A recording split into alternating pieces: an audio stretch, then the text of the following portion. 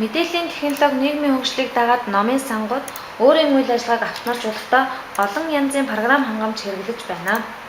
Номын сангийн програм хангамжийг дотор нь хөрөнгө зарцуулах талаас нь үнэтэй үнэгүй, эзэмшлийн байдлаар нь нээлттэй ихтэй, зохиогч ирэхээр хязгаарлах програм гэж хувааж байна. Монгол Улсын номын сангуудад програм хангамж нэвтрүүлэх ажил 1990 оноос эхэллээ. Тухайлбал шинжилгээ ухаан технологийн мэдээллийн төв 1980 оноос эхлэн SDS, 1994 оноос эхлэн SDS-ISS, Монголын үндэсний номын сан 1996 оноос S-Soft, хотын төв номын сан 1998 оноос Addis for Windows програм хангамжийг хэрэглэж байна. Тэр цагаас хойш өнөөдрийг хүртэл 20 орчим жилийн хугацаанд програм хангамжуудыг нэвтрүүлэх талаар багагүй амжилт гаргажээ. Тухайлбал 2003 онд номын сангуудад нэвтэрч эхэлсэн Leap4U програмыг 250 гаруй номын сан ашиглаж байна. Сүүлийн үед номын сан автоматжуулалтын програм хангамжийг өөрийн номын сангийн онцлог, боломжит тааруулан сонгох болсноор Coco Open Bible зэрэг програм хангамжууд номын сангийн салбарт нэвтэрч эхэлсэн. Эртний сургуулиуд өөрийн онцлог үйл ажиллагаанд тулгуурлан програм хангамжуудыг шинээр бий болгон хөгжүүлэх явдал бол түгээмэл болж байна.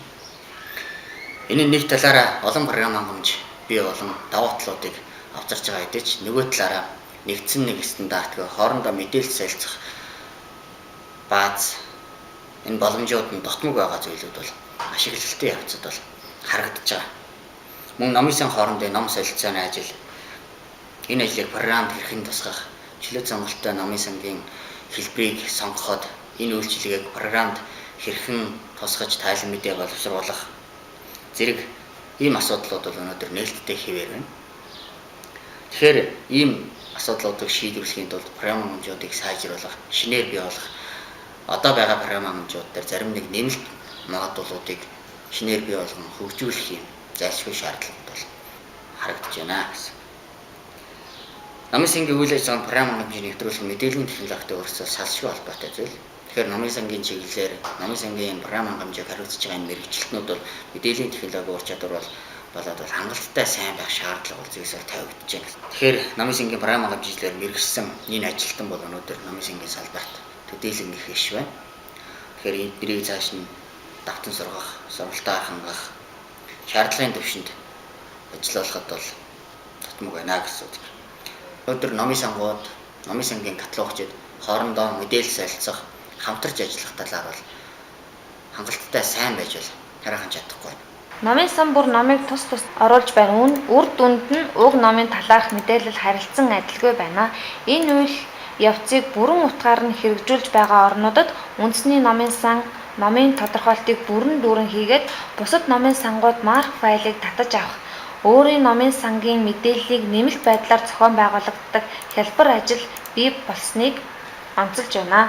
Мэдээллийн технологийн мэргэжилтэй хүнийг номын сангийн програм хангамжийн чиглэлээр ажилуулах эсвэл номын сангийн мэргэжилтэй хүнийг мэдээллийн технологийн чиглэлээр мэргэшүүлэх нь аль нь илүү үр дүнтэй талаар тодорхой судалгаа байхгүй тул энэ чиглэлийн мэргэжсэн ажилтан бэлтгэх асуудал өнөөдөр ч хариултаа нэхэж байна. Номын сангийн үйл ажиллагаанд програм хангамжийг сайн нэвтэрсэн гэдгийг гүйцэтгэлээр харж болох боловч өнөөдөр бидэнд номын сангийн програм хангамжийг ингэж нэвтрүүлбэл шаардлага хангана гэсэн чанарын талаас дүгнэх хэмжүүг дутагдаж байна уу даа гэсэн дүгнэлтэнд хүрч байна. Энэ бүгдийг нийлүүлж харуул бидэнд номын сангийн програм хангамжийн талаар нэгдсэн ойлголт зохион байгуулалт дутагдаж байна.